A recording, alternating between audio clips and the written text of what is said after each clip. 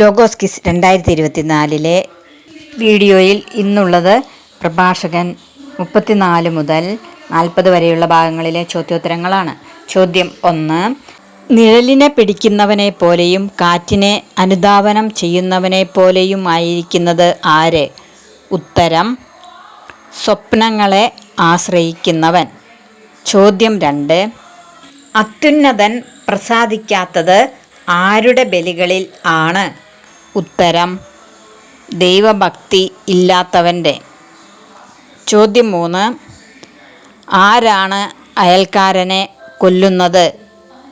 ഉത്തരം ഉപജീവനമാർഗം തടയുന്നവൻ. ചോദ്യം 4.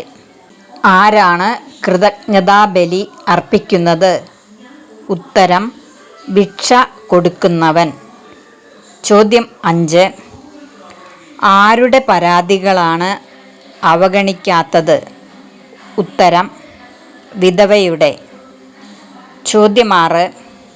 കർത്താവ് പകരം വീട്ടുന്നത് ആരോട്?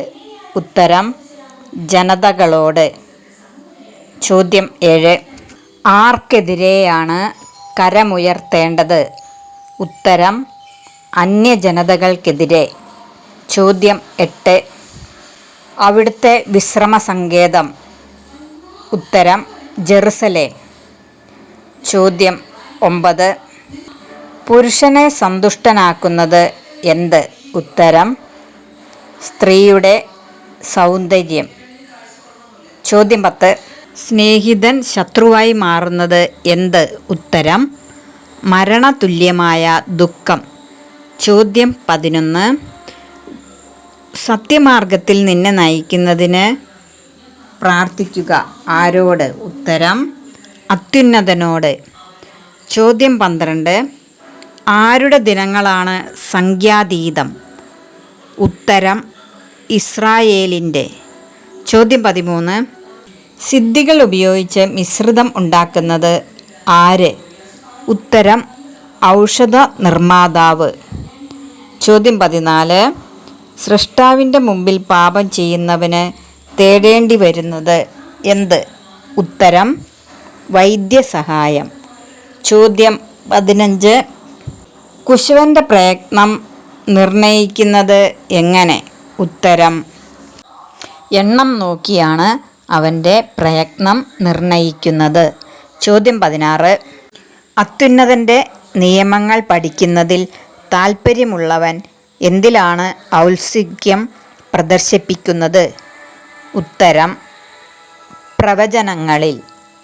അത്യുന്നതൻ്റെ നിയമങ്ങൾ പഠിക്കുന്നതിൽ താൽപ്പര്യമുള്ളവൻ വേർതിരിച്ചറിയുന്നത് എന്ത്? ഉത്തരം മനുഷ്യരുടെ നന്മ തിന്മകൾ. ചോദ്യം 18. എൻ്റെ വാക്ക് കേട്ട് അരുവിക്കരയിലെ പനിനീർ ചെടി പോലെ മൊട്ടിടുവിനെന്ന് ആരോടാണ് പറയുന്നത്? ഉത്തരം വിശ്വസ്തന്മാരായ പുത്രന്മാരോട്. ചോദ്യം 19. അവിടുന്ന് കൽപ്പിക്കുന്നതൊക്കെയും ആരുടെ നാമത്തിലാണ് നിർവഹിക്കപ്പെടുന്നത്? ഉത്തരം അവിടുത്തെ നാമത്തിൽ. ചോദ്യം 20. അവിടുത്തെ മാർഗം ഋജുവാണ് ആർക്ക്? ഉത്തരം വിശുദ്ധർക്ക്. ചോദ്യം 21. അഗ്നിയും കന്മഴയും ക്ഷാമവും മഹാമാരിയും എന്തിനു വേണ്ടി സൃഷ്ടിക്കപ്പെട്ടവയാണ്? ഉത്തരം പ്രതികാരത്തിനു വേണ്ടി. ചോദ്യം 22. മനുഷ്യൻ്റെ ദയനീയാവസ്ഥയെക്കുറിച്ച് പറയുന്നത് ഏത് അധ്യായത്തിലാണ്? ഉത്തരം 40-ാം അധ്യായം. ചോദ്യം 23. നിർമാർജനം ചെയ്യപ്പെടുന്നത് എന്ത്?